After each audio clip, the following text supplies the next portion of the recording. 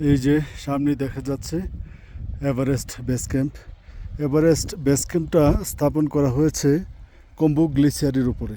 এই যে বিশাল বিশাল গর্তগুলো, এই যে সবগুলো বরফ, এই যে বিশাল সবগুলো বরফের স্তূপ, এবং কন্টিনিউত অনবরত এখানে বরফ পড়তেই থাকে। এই যে কম্বু গ্লেসিয়ার, এটার উপরেই বেস ক্যাম্পটা স্থাপন করা হয়েছে। আমরা এখন বেস ক্যাম্প,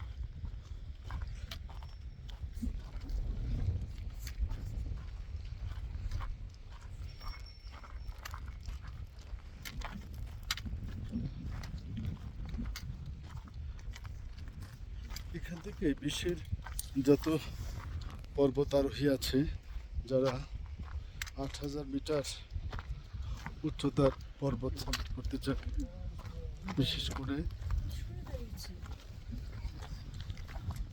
বিশেষ করে বিশেষ করে এভারেস্ট, লোৎসে, তারপরে নোপসে, এই ধরনের যে পর্বতগুলো আছে, এরা এই বেস ক্যাম্প থেকেই তাদের সামিটে স্টার্ট করে।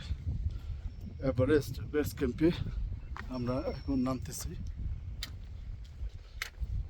এই যে আমি যে হাঁটতেছি, এটাও কম্বু গ্লেসিয়ারের উপর দিয়েই হাঁটতেছি।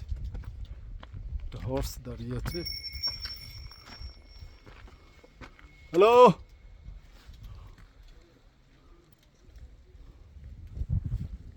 বিশাল বড় এই যে কম্বু গ্লেসিয়ারের উপরেই বেস ক্যাম্পটা স্থাপন করা হয়েছে। ও সরি,